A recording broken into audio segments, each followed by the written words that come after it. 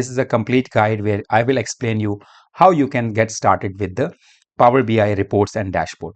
So let me take you to the interface now. As on right side, you can see these are all the tables. One dimension is customers, one dimension is projects, one dimension accounts, and these are the facts table where all the transactions will be there. And we can of course summarize the information. We can also use the counts for the customer. For example, how many customers are there, how many projects are there, how many customers are having projects, and how many projects are having transactions, and so on. These are various combinations that we can apply.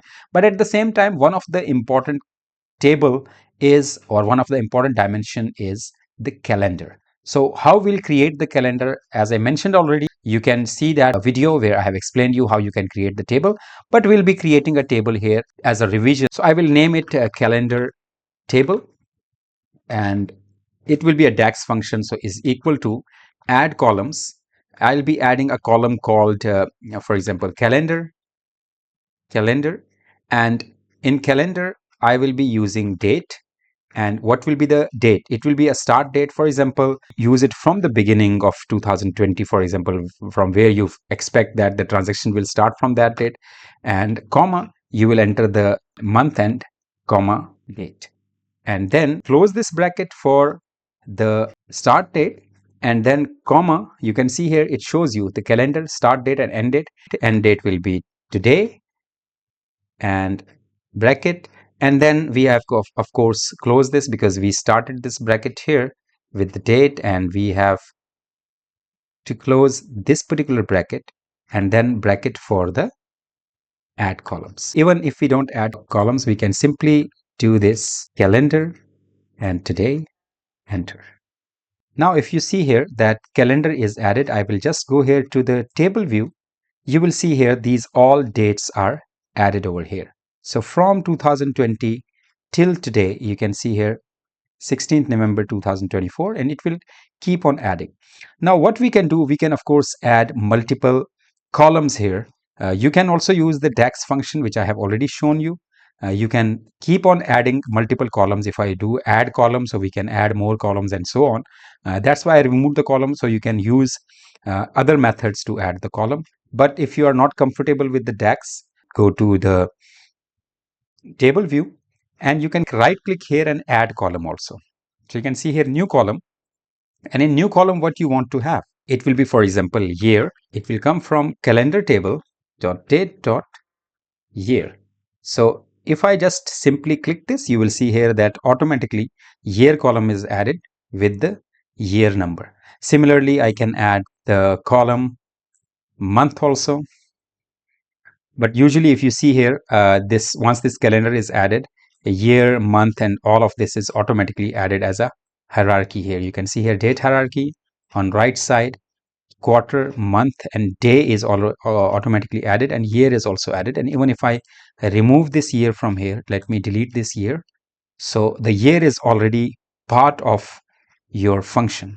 You can see here year is already part of your function with the calendar table. And even if I go to the transactions also, so if the date is detected, so it will automatically detect the date hierarchy, year, month, and date. So you can also add the week number. Quarter is already there in date hierarchy. Month is already there.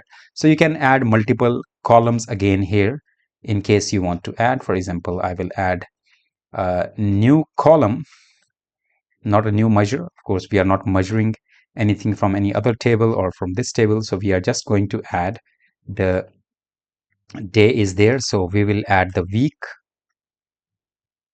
week number. And from where the week number will come, week number. So week number, and in comma, it will be calendar table and calendar table date and date. For this particular date in which the row exists, so we want to have the week number. So automatically the week number for all the dates will be added over here. This way you can of course transform the data. You can add multiple columns into this.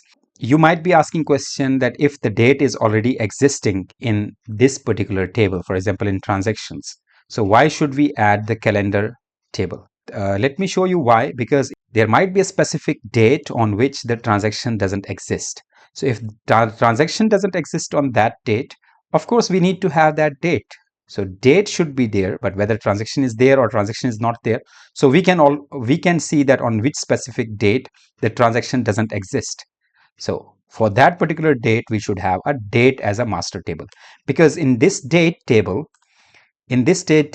or in this calendar table, all the dates will exist, but in transactions, only the dates which are having transactions, those dates will exist. So I hope you understand this concept now. I will go again from the left side now. I will go back again here in the modeling, and now I will be connecting the calendar table date column with the transactions table date column. So if you see here transaction date, I can drag and drop, and it will create now a relationship between the transaction date and between the calendar table. So you can see here many to one, which means that one date can have many transactions. So I hope this also clarifies the concept. In calendar table, the date will exist only once. For example, you can see here 1st January, 2nd January, 3rd January, and so on.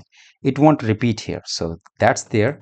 That's the reason it is a primary table.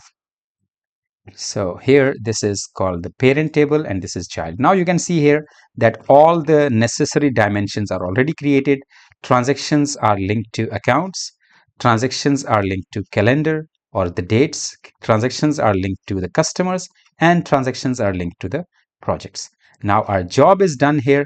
We can, when we will need the calculations, we will keep on adding the DAX. In the next videos, I'll show you how we can, for the specific report, how we can start creating the DAX functions.